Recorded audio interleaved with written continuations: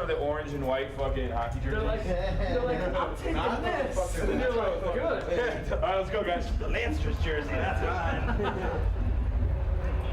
I've always wanted one of these. Totally.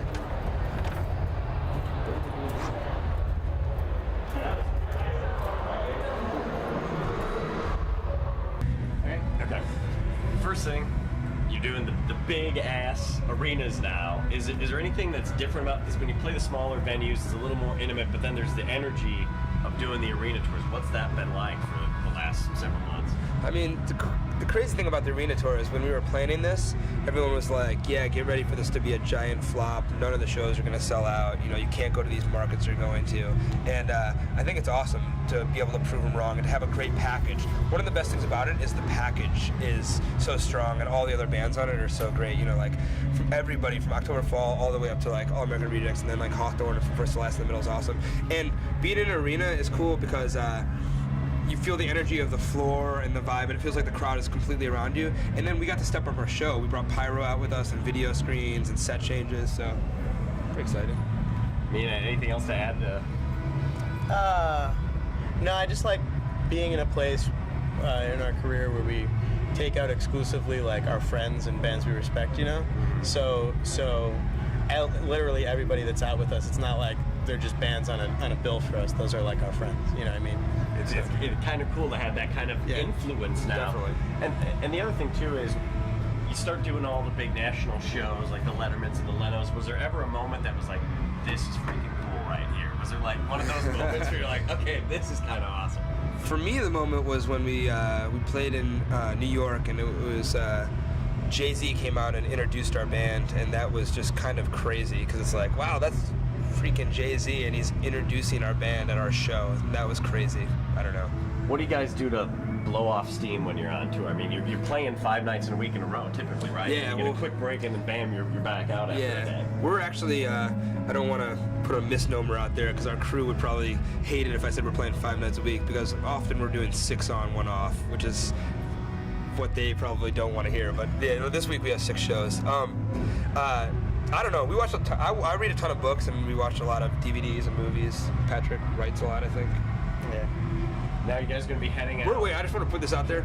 We are a very, very, very boring band. We honestly, I'm thinking about. I don't even play a lot of video games, but today I'm playing video games. That's what I'm thinking about doing right now. That's what we do. That's our wild party. So. Okay, you're going to head overseas. You're going to do what? Europe and Japan later this summer, then. Mm-hmm. So.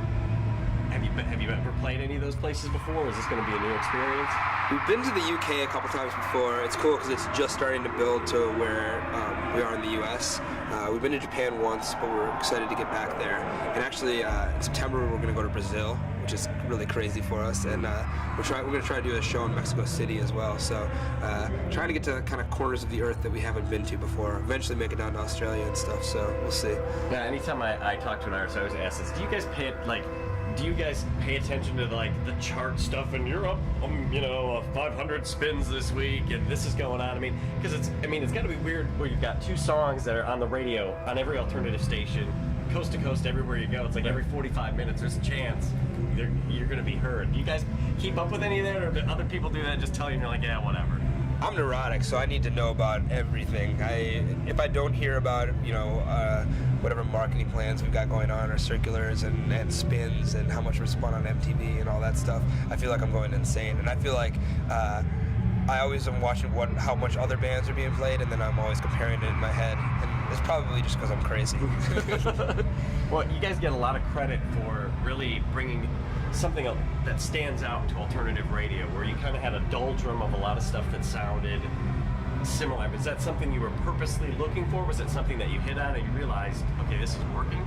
I mean, to me, it's like, I think we just kind of originally stood out because Patrick's voice was one of the biggest things. It's like nobody in the scene we came from really sang like that. He sang soulfully and had this just really rich voice, and I think that was probably the biggest thing that stood us out. I think there's a lot of subtle things, like in a lot of ways we still see ourselves as a hardcore band, right? So we're gonna go up and thrash and break instruments and stuff, and that's just kind of like par for the course. That's not like, so it's one of those things where there's nothing really contrived about us, and because of that, there are a lot of weird little things about us. that I guess make us different. I don't know, but none of it's ever really like I couldn't identify all of them because I didn't really think about them. Pretty organic. We Yeah. never went out and we're like, we better act like this or whatever. Yeah. You know. You And just- in fact, we get told to act differently all the time. You know, like they're.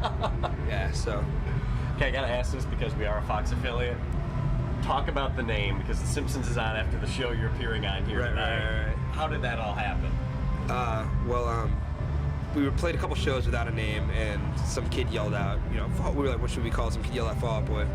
We were pretty worried. We were like, I don't know if The Simpsons, you know, we know it's originally from The Simpsons, but we were like, I don't know what's gonna happen, whatever. And eventually, a shirt came out that said the original Fall Out Boy. Like The Simpsons made a shirt, like within their corporation, made a shirt that says the original Fall Out Boy. And so our manager called up The Simpsons and was kind of like, yo, can we get those shirts? Because we wanted to wear them because we think it's funny or whatever. And they were like, yeah, we were worried that you guys were gonna sue us. And we were like, yeah, we were worried you guys were gonna sue us, you know, or whatever. And so now we're just trying to get on an episode, I guess, you know. So I don't know. We were always fans of The Simpsons, and so it's always been kind of an ode to them. And didn't they talk about it in one of the DVDs that came out, like the 7 DVD, like it's in the commentary? Yeah, it's or kind of like something? in this moment of passing, they're like, I guess there's this band called this too. And we were like, Didn't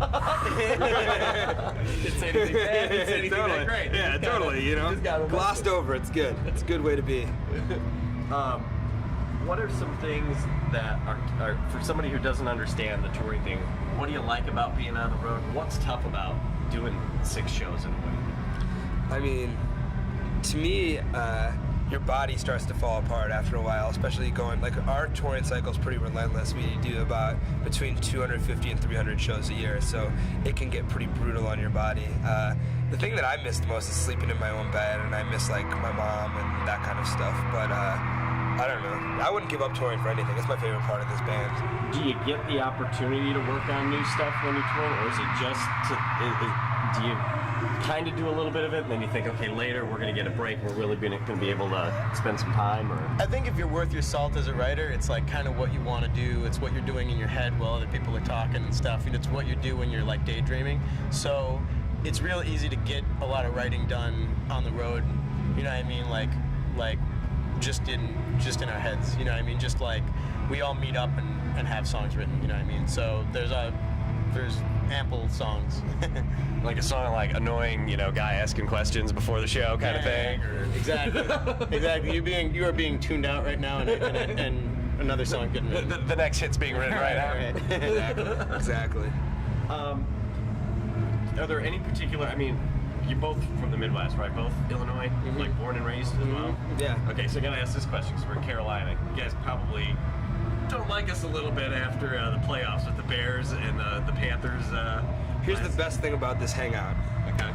We know nothing about sports at all. Other than the fact that we play in arenas and they usually will give us jerseys with our names on it, which we I'm think gonna are tell you cool. what, I didn't even know Bears were in the playoffs. So Okay, good. That was new. That was new. So you're Carolina Panther fans then, for all intents and purposes, for everybody here.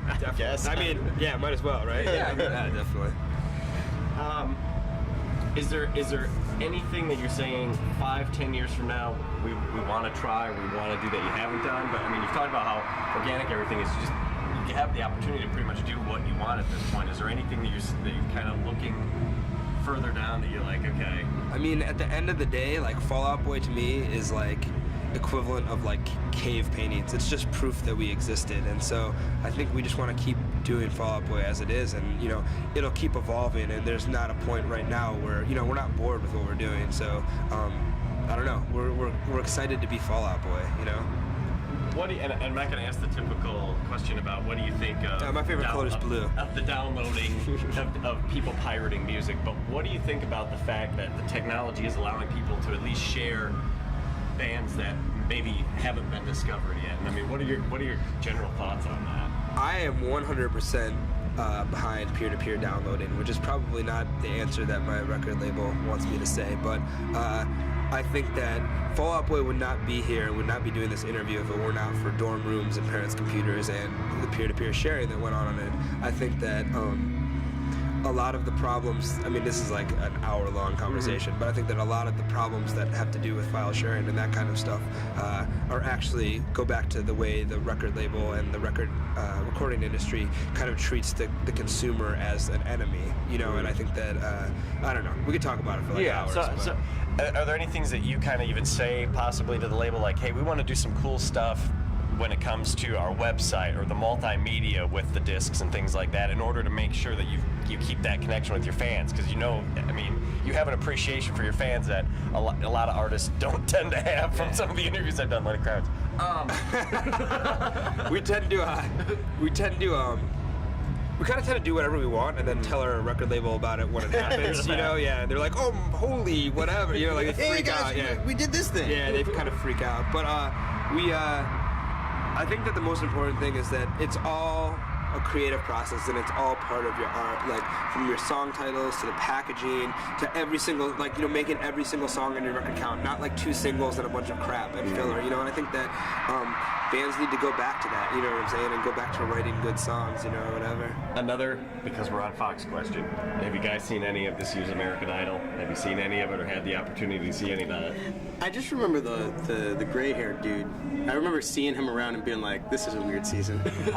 I'll be honest, I'm like, you probably don't want to hear this, but I'm kind of over American Idol, but American Inventor is probably one of the best shows ever. I don't know, is that Fox or not? That's your thing. No, it's not. That's okay. We don't care. Yeah, American Inventor is awesome, dude. Because it's like, American Idol is like, this guy's like singing flat, like, oh, you suck. The guy's like, all right, I'm kind of sad. American Inventor, the guy's like, I've spent $30,000 in my entire life making this thing. And they're like, dude, that's a fucking stick. you made a stick, and then the guy like commits suicide. It's insane, but I like watching it. It's like we're this far from Running Man TV. It's kind of insane. It's coming, dude. Yeah. So if you could do like a behind the scenes or a show about Fall Out Boy, is there anything that you would do specifically? Have you ever thought about that as an idea, or as a behind the scenes of Fall Out Boy? Yeah. I wanted to do a show where we kind of did. Fall Out Boy as the Wonder Years, where we did like a narrative over it, and like it was like, and this is where my dad and me just didn't get along, you know, like, and I don't know, I thought something like that would be cool. I realized I didn't have to talk to him to understand him. Yeah, something like that, you know what I'm saying? And then it plays Joe Cocker behind it. Definitely. Except we would be playing Fall Out Boy songs. Very cool. I appreciate it, guys. Thank you so much for taking the time. Oh yeah, we need one ID just saying. This is, you know, your names, we're from Fall Out Boy, and you're watching Fox News Edge is the name of the show. Fox News Edge? Give me the mic. Yeah. Fox News Edge? Yep. What's up? This is Pete And Patrick. from Fall Out Boy, and you're watching Fox News Edge.